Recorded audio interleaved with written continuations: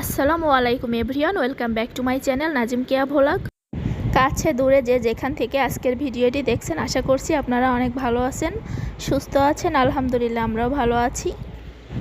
নতুন আরও একটি ভ্লগ নিয়ে আপনাদের সামনে হাজির হলাম। আশা করছি আপনাদের কাছে ভালো লাগবে।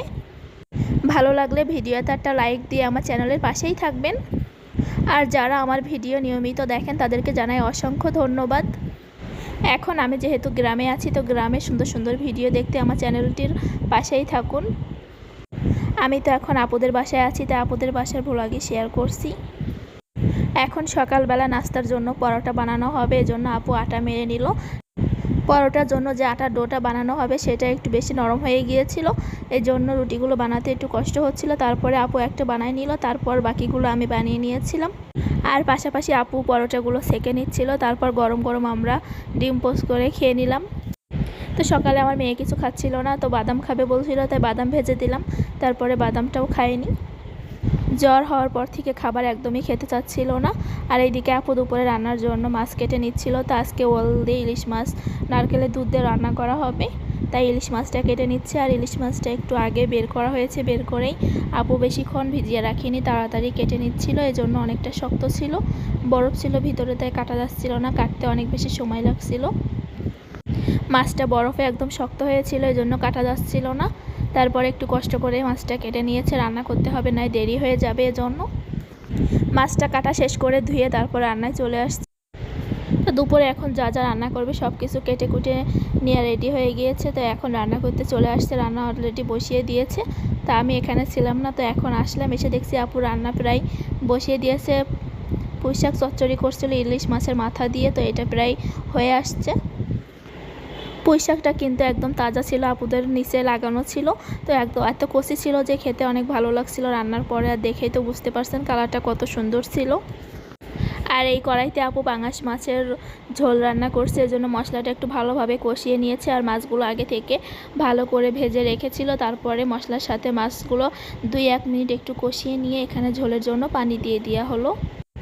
পাঙাশ মাছটা আমি খাই না, তো এই পাঙাশ মাছটাতে কিন্তু কোনো গন্ধ ছিল না। পাঙাশ মাছটা একটু বড় সাইজের ছিল, এই জন্য কোনো গন্ধ ছিল না, এমনি মাছের মতোই লাগছিল। আর খেতেও সুস্বাদু ছিল, তাই আমি 1 পিস খেয়েছিলাম, খেতে ভালোই লাগছিল। আর আপু রান্নাটা অনেক মজা হয়েছিল। আর এইদিকে পুঁইশাকটাও রান্না হচ্ছিল।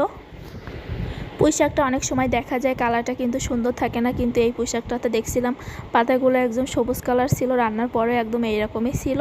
আর এখানে মাছগুলো রেখে দিয়েছে, আর এখানে নারকেল ছুলে রাখছে, নারকেল দিয়ে ওলটা রান্না করা হবে। আপনারাও কি নারকেল দিয়ে ভেবে ওল রান্না করে খেয়েছেন? তাহলে কমেন্টস করে জানাবেন। তারপর এখানে আমি চাল ধুয়ে নিচ্ছিলাম, ভাতটা বসিয়ে দিব। আপু তরকারিগুলো রান্না করছিল, তাই এদিকে আমি ভাতটা বসিয়ে দিলাম চালটা ধুয়ে।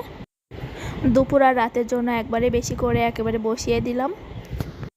এর মধ্যে আপুর 2টা তরকারি অলরেডি রান্না করা হয়ে গিয়েছে, তা বলছিল কাঁঠাল ভেঙে দিই, সবাই মিলে কাঁঠাল খাক। তো কয়টা কাঁঠাল ছিল, কাঁঠালগুলো না খেলেও পেকে যাবে।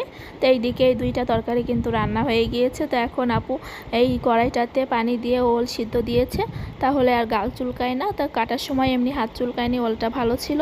আর এখানে আপু কাঁঠাল ভেঙে নিচ্ছিল। তো এই কাঁঠালটা কিন্তু আমি বাড়ি থেকে নিয়ে আসছিলাম।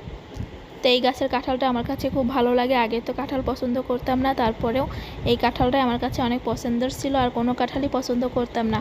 তারপর এখন ঢাকাতে যাওয়ার পর থেকে কাঁঠালটা একটু ভালো লাগে খেতে।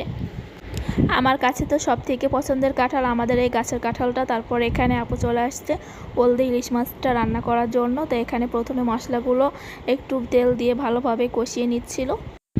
এখানে সব রকম মশলাগুলো দিয়ে মশলাটা ভালোভাবে কষিয়ে নিয়ে তারপরে সিদ্ধ করে রাখা ওলগুলো দিয়ে দিয়েছে, দিয়ে একটু ওলটা মশলার সাথে ভালোভাবে কষিয়ে নিচ্ছে।